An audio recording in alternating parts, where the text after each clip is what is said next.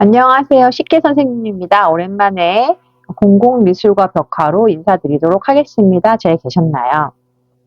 수업을 진행하기 앞서서 공공미술 벽화는 이론 수업하고 실기 관련의 내용 두 개로 나누어서 소개하도록 하겠습니다. 이번 시간은 공공미술과 벽화에 대한 소개를 진행하도록 하겠습니다. 공공미술은 이렇게 여러분들 보시다시피 저희 학교 바닥에 그린 건데요. 축제 때 표현했던 그런 작품입니다. 아이들하고 색분필을 사다가 제작을 했고요. 저희가 이렇게 봄 축제 때 제작을 해서 포토존으로 제작을 하면 한 5일 정도 지나면 자연스럽게 사라지기 때문에 환경오염 그래도 덜 시키는 그런 예술 작품이 아닐까 생각하고 매해 하고 있습니다. 여러분들한테 공공벽화를 간단하게 소개하고자 합니다. 공공미술, 공공벽화뿐만 아니라 전체적으로 바깥에 거대 규모로 제작되는 그런 미술 작품들을 공공미술이라고 하고, 오늘은 주로 저는 평면적인 것들을 소개하려고 합니다. 공공미술의 역사를 보시면 언제부터 생겨났을까를 아이들과 수업을 하시면 되고요. 공공미술 벽화는 보통은 아주 오래전부터 여러분들 교과서 보면은 나와 있잖아요. 공공벽화는 아주 오래전부터 제작되었어. 그런데 그 의도는 기록과 생존, 그리고 그 어떤 현실에서의 풍요로운 삶을 위해서 제작되었어 라고 첫 번째로 제시해 주시면 됩니다. 알타미라에서 이러한 증거물들을 볼 수가 있는데요. 1868년에 수집가 마르셀리노 산스 데 사우트올라라고 하는 사람이 사냥을 하다가 사냥개를 찾다가 그 강아지가 동굴로 들어가는 바람에 알타미라 벽화를 찾게 되었다고 하죠. 유명한 라스코 벽화도 있고요. 알타미라 벽화가 좀 더 색채가 강렬해서 알타미라 벽화를 갖고 왔습니다. 그런데 이걸 왜 그렸을까요? 아이들한테 질문을 하시면 됩니다. 왜 만들었냐면은 선생님, 벽화를 왜 이렇게 제작을 했을까요? 그 당시에는 뭐 대단한 어떤 재료가 있는 것도 아니고 왜 몰소를 많이 그렸을까요? 이렇게 이제 아이들한테 물어볼 수도 있고 아이들이 물어볼 수도 있는 거잖아요. 그러면은 그때는 자기가 물소를 몇 개를 잡았는지를 이렇게 그림으로 그려놓거나 더 다음날 많이 잡게 해주세요 하고 어떤 원시적인 주술적인 어떤 의도로 신이 있었던 시절이 아니기 때문에 어떤 어떤 신앙적인 그런 어떤 목적으로 그들한테 더 많이 잡고 더 많이 먹을 수 있게 행복하게 살 수 있게 먹는 걸 걱정하지 않게 해달라고 그림을 그린 것 같아 라고 설명하시면 되겠죠. 그래서 당시 어떤 물소의 형태를 고증하는 역할이기도 하고요. 그리고 장식의 역할, 그리고 현세에서의 행복한 삶, 그리고 풍요로운 삶을 주술적으로 갈망하는 의도를 담고 있는 그런 목적으로 처음에 시작됐다고 합니다. 두 번째 목적은 공공벽화는 기록 그리고 생존. 그 생존이 아까처럼 그 동굴벽화가 아니라 왕권을 통한 강력한 통치 체계를 통해서 체계화된 도시 사회를 유지하는 그런 집단 생존의 역할로 벽화가 제작되어서 도구적인 역할을 했다고 합니다.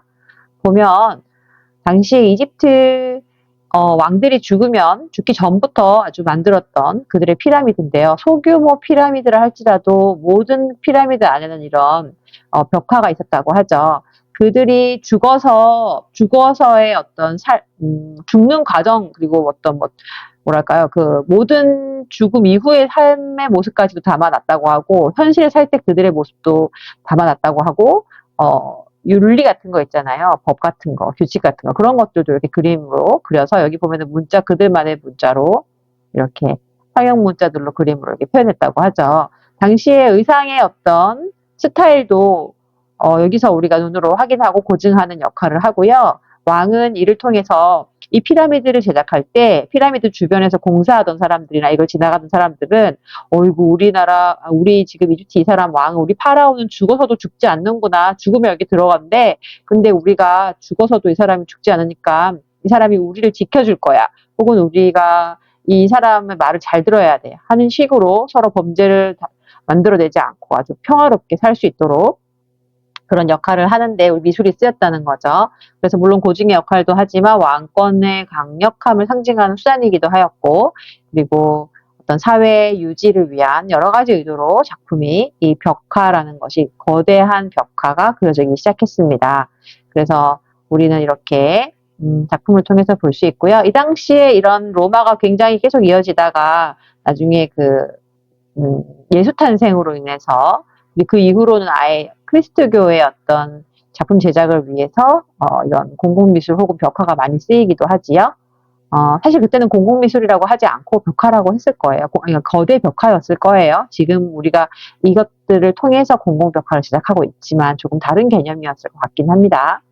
우리나라에도 이런 이집트 못지않게 고증을 하고 장식의 역할을 하면서도 내세를 어떤 암시하고 왕의 힘을 아주 과시하는 벽화들이 있는데 바로 고구려 고분벽화입니다. 고구려 고분벽화에 보시면 이 지금 오른쪽 하단에 있는 여성과 아이와 아저씨가 그림을 그리고 있죠. 이들이 아마 화가였을 거예요. 당시에는 기술자로 천대받았지만 지금으로서는 굉장히 대단한 사람들이었겠죠. 그림을 이렇게 죽을 왕의 무덤에 들어가서 그림을 그릴 수 있다는 건 굉장히 이 사람들이 뛰어난 화가였다는 거였을 것 같아요. 이들 모습을 보시면 당시의 의상의 어떤 이 춤추고 있는 사람들의 복식 형태를 통해서 당시의 의상의 어떤 고증을 하고 있고요. 그리고 왕의 옷차림이라든지 복식, 그리고 집의 어떤 형태, 그리고 말을 갖추는 장비들의 어떤 모습, 그런 것들을 이렇게 우리는 벽화를 통해서 고증하고 있습니다. 기록으로 남긴다고 하죠. 당시 삶의 모습을 보여주기도 하고요. 그래서 이런 것들 우리나라에도 있다는 걸 아이들한테 알려주시면 좋을 것 같습니다.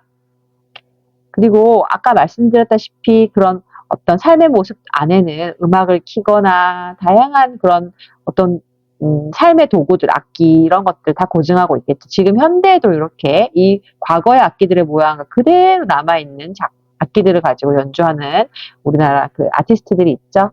그래서 이런 벽화 혹은 당시의 거대 벽화가 주는 어떤 고증의 목적이 굉장히 우리 현대에도 굉장히 잘 의도되어서 그 당시의 어떤 악기들이나 삶의 모습을 잘 기록하고 있다는 점에서 굉장히 중요한 역사적인 어떤 기록물이지 않겠나 생각합니다. 그리고 공공벽화는 이뿐만 아니라 교훈도 주고 있어요. 이 교훈은 누가 주냐면요.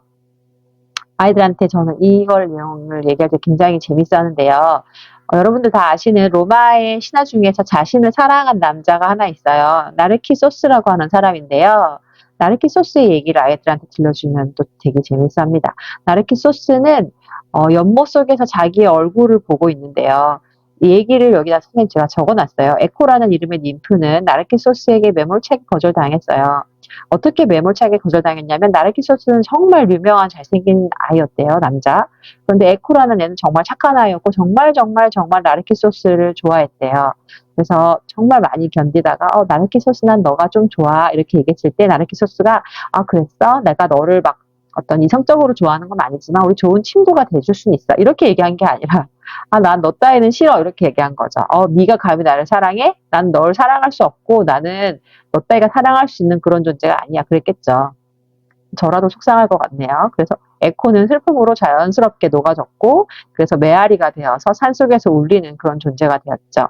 그 내용을 알고 복수의 신인 아르키소스를 호수로 이끌어내어서 수면 속에 비치는 자기의 모습을 사랑하게 만들어 버린 거예요. 그래서 그 호수에서 빠져 죽을 때까지 자신의 모습을 바라볼 정도로 나르키소스는 자기에게만 반했죠. 그 이후로 심리학자 프로이드는 나르키소스의 얘기를 나르시시즘이라고 하는 어떤 자기애적인 성격 장애를 가지고 얘기를 할 때 그의 이름을 거론하곤 했습니다. 자기에 대해서 지나치게 신경을 쓰고 타인을 신경 쓰지 않는 사람들을 나르시시즘의 환자들이라고 얘기하죠. 어쩌면 저도 그럴 수 있지만 아무튼 나르시시즘을 가진 사람들 옆에서 여러분들 잘 헤아리셔서 이런 분들하고 친하지 않도록 잘 해보십시오. 아이들한테 이런 얘기를 해주는 이유는 아이들이 로마의 어떤 벽화에도 이런 나르키소스의 그림을 그려놓고 교훈을 주려 했다는 걸 알려주는 거죠. 로마 폼페이 벽화가 남아있는 것들 중에서 몇 가지에는 이렇게 아직 그 당시에 집 구조 안에 그려져 있었던 실내 벽화들을 보여준다고 하는데요.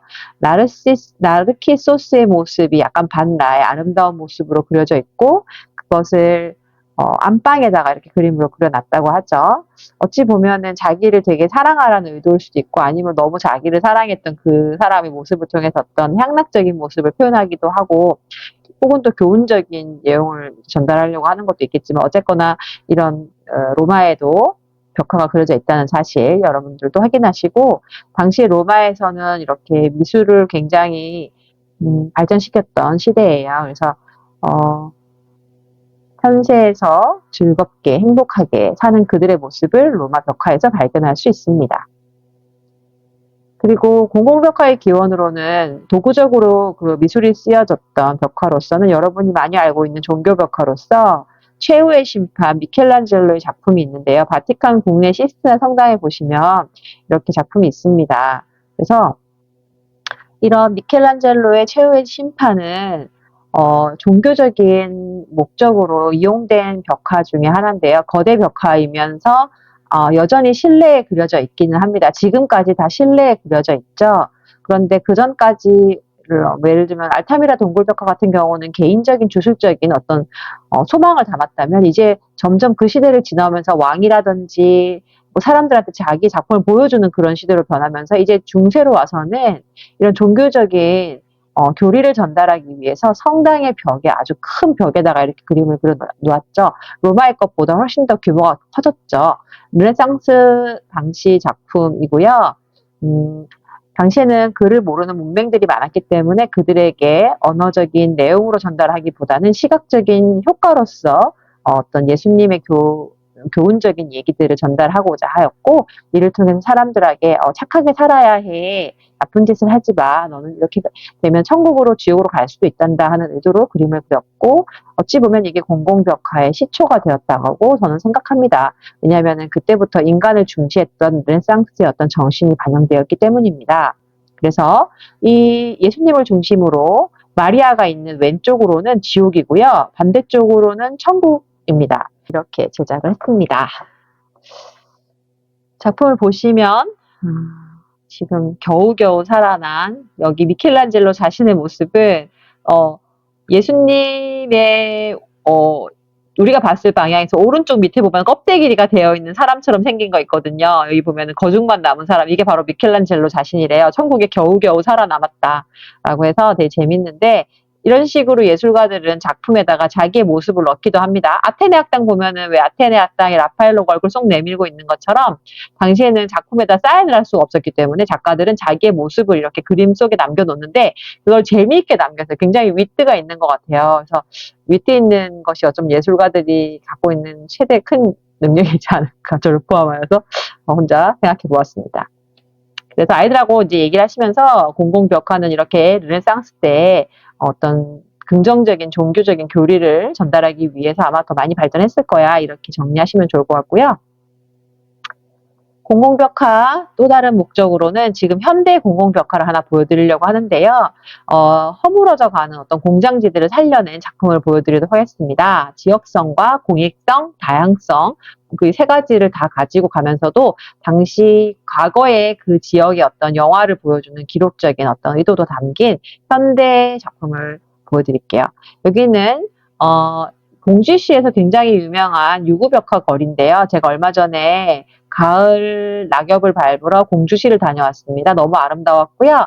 공주시에 가면 메타세콰이어 길처럼 돼가지고 되게 예쁜 길이 있어요. 여러분들 꼭 가보시기를 바라고요. 거기 공주여고에 벽화 작업을 하러 갔었는데 보니까 그 동네에는 굉장히 아름다운 벽화 거리가 있었고 할머니가 이렇게 그 배틀을 짜고 있는 모습을 굉장히 거대한 벽화로 제작해 놓았습니다. 이 이유는 이 곳이 공장지대이기도 하고 그것을 기록하고 고증한 역할이기도 하고요. 공주를 조금 더 발전시키기 위해서 공주시에서 이렇게 제작을 한 것 같아요. 그래서 여기를 랜드마크처럼 해서 관광객들을 유치하고 공익성과 상업성 그리고 지역 주민들의 어떤 삶까지도 고려해 놓은 그런 벽화 제작 작품입니다. 그래서 보시면 배틀 짜는 할머니 모습들 그리고 만들어진 배틀의 어떤 실들의 모습 이런 것들을 그림으로 그려놓고 관광객들을 유치하고 있었습니다. 그렇다면 여기서 공공벽화 조금 짚고 넘어가야 될 것들을 아이들한테 설명해 주시면 되는데요. 과거의 공공벽화와 현대의 공공벽화의 차이를 물어보시면 될 것 같아요. 그 차이점은 현대의 공공벽화와 과거의 공공벽화의 차이를 물어보실 때 동굴 안에 그려진 것과 동굴 밖에 그려진 거의 차이점은 뭐야? 그러면 동굴 안에 그려진 것은 동굴 안에서 혼자만 볼 수 있는 거예요. 그 동굴 밖에 그려진 것은 동굴 바깥에 그려져 있으니까 사람들이 많이 볼 수 있는 거예요. 그래. 그럼 동굴 안에다가 그리면 누구의 소망이야? 그럼 저만의 소망이죠. 그럼 동굴 바깥에서 공공의 어떤 장소에다가 그려놓거나 만들어 놓으면 누구의 소망이 되는 거야? 우리 모두의 소망이 되는 거예요. 이런 식으로 아이들하고 대화를 나누시면 좋습니다. 그래서 사람들의 행복을 기원하기 위한 그런 내 개인의 소망이 아니라 사람들의 행복을 함께 기원하기 위한 그런 의도로 벽화가 조금씩 발전되기 시작했다고 말씀 주시면 됩니다. 그래서 아이들한테 지금까지 수업한 내용을 쫙 다 설명해 주시고 현대는 광고, 행복, 개성, 아이덴티티 등을 설명하기 위한 그런 의도로 벽화가 제작되었다라고 말씀을 해주시면 되고 그 이전에는 개인의 소망, 혹은 왕의 소망, 혹은 신의 소망, 혹은 어떤 기록적인 역할로 쓰였다라고 얘기해 주시면 되겠죠. 기법에 따라서는 그 전까지 이게 벽화, 그 동굴 벽화 같은 경우에는 막 긁기도 했고 이랬겠지만 르네상스 이후로부터는 템페라나 유화가 발달했기 때문에 벽에다가 프레스코화, 계란 가지고 하는 그림 스타일, 그게 프레스코화인데 그거랑 템페라랑 유화가 발명돼서 그것들을 이용을 많이 했다. 그때부터 많이 제작되었다라고 말씀해 주시면 되고 현대는 붓 대신 스프레이 그리고 빛이라는 매체를 이용해서 미디어 파사드 기술이 많다. 이렇게 설명해 주시면 됩니다. 그래서 현대 랜드마크로서의 벽화 왜 이렇게 벽화가 많이 발달하냐면요. 랜드마크로서 미디어 파사드를 쓰고 하는 이유가 벽화는 아이들한테 얘기를 하실 때 아니 건축을 허물고 다시 짓는 게 쉽겠니 얘들아 그 벽에다가 예쁘게 장식하는 게 쉽겠니? 그러면 장식하는 게 더 좋을 것 같아요. 이런 답이 나오겠죠.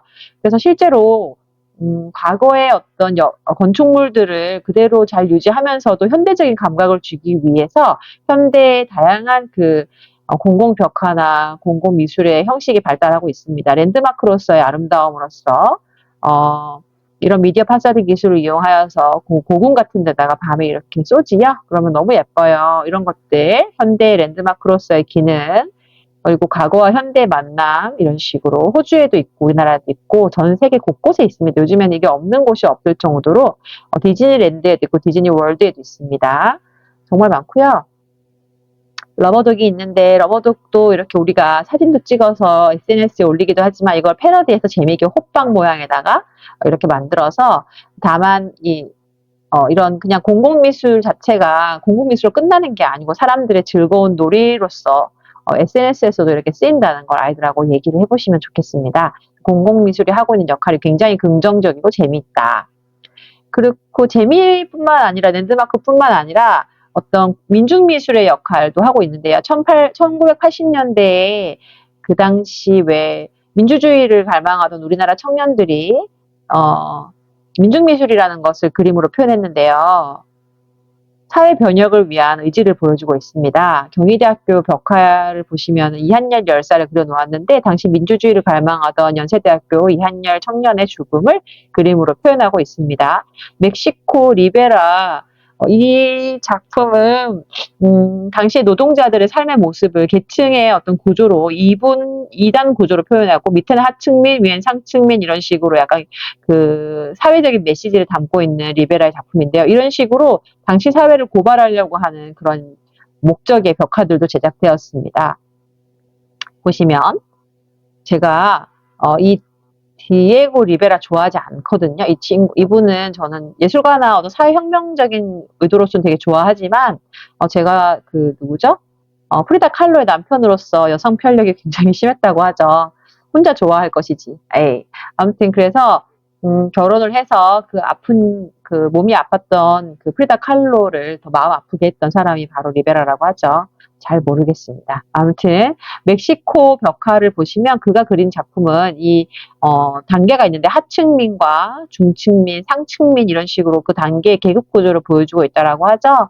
그래서 지금 노동자들의 모습과 그렇지 않은 사람들의 모습들을 다 담고 있어요.